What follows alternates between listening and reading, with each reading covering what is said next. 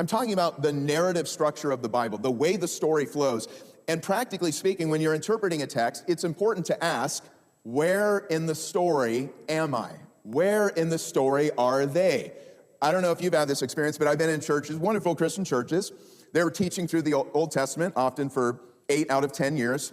And as they're spending time in the Old Testament, they're teaching the Old Testament to a modern congregation like we're still under the Mosaic Law. And they've justified, well, we're in the Old Testament. That's why I'm teaching them to obey the Mosaic. Redemptive historical. That's great, you're going through the Old Testament. You ought to.